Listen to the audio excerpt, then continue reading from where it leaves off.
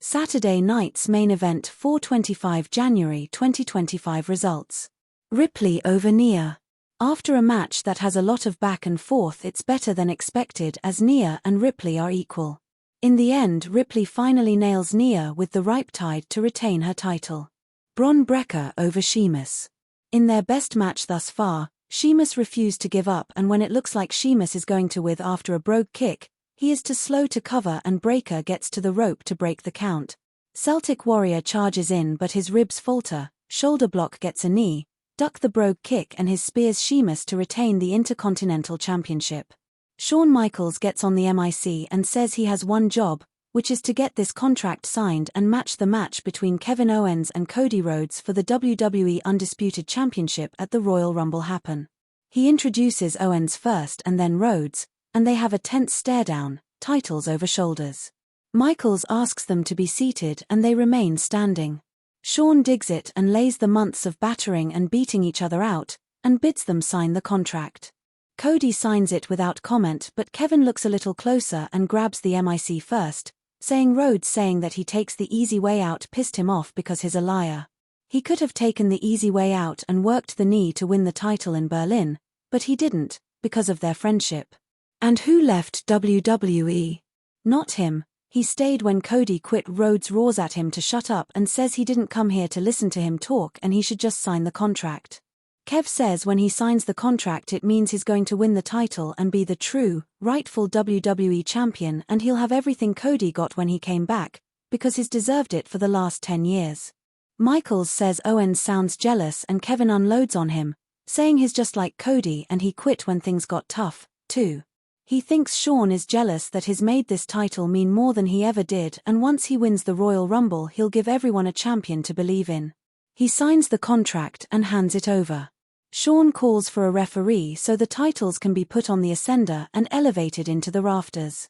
Dan Engler arrives and hangs first the classic winged eagle and second Cody's modern WWE Championship. The belts are raised about 10 feet over the ring and Shawn explains how ladder matches work and wishes them luck. Owens refuses a handshake, Rhodes takes one and KO throws a cheap shot on him. Michaels gives him hell for it, he goes for the stunner, Cody returns and cuts him off and Shawn lays Kevin Owens out with sweet chin music as we predicted. Braun Strowman over Jacob Fatu. In a match that was billed like Bronson Reed, when the match is just getting started after the break, Fatu is in control, off the ropes, Strowman cuts him off with a side slam. Big BL, Jacob finds himself on the floor, Braun goes out and charges around and freight trains him into the timekeeper's barricade. Around the way again but Fatu recovers and Samoan drops him into the announce desk. Back inside, repeated corner hip attacks from the Samoan werewolf, the monster is down and out, referee Dan Engler begging Fatu to stop, physically stepping in front of him and Jacob throws him out of the ring. We're at about 8 or 9 hip attacks, the ring shuddering with every charge as Engler calls it. Braun Strowman wins by disqualification. After the match, Fatu throws a steel chair into the ring and throws it into a security guard's face as they arrive to break it up.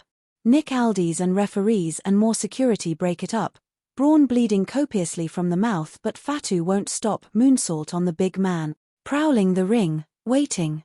Another moonsault.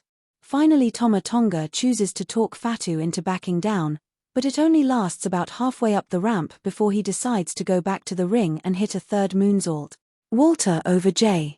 In a match that showed Jay could stand toe-to-toe with the champion. Jay with right hands, big theatrics, and Walter just blasts him with a boot. Enzo Ijiri on the rebound, German suplex from the champion. Off the ropes, with a super kick. So close. Running hot, Ode to Rikishi is good for another near fall but the ring general isn't out yet. Jay up top, Walter meets him with chops, climbing to join him, Jay slips under him. Liger bomb gets a near fall. Spear connects, a second spear, headed up top, diving splash. Still Walter will not stay down, charging in for another spear, powerbomb, roll through, a second powerbomb to stack Jay up for the win. With this match Jay has defiantly become his nickname and is now a main event player. Thus Walter won't have any other choice but to respect Jay. Please like and comment. Subscribe for more wrestling and thank you for watching.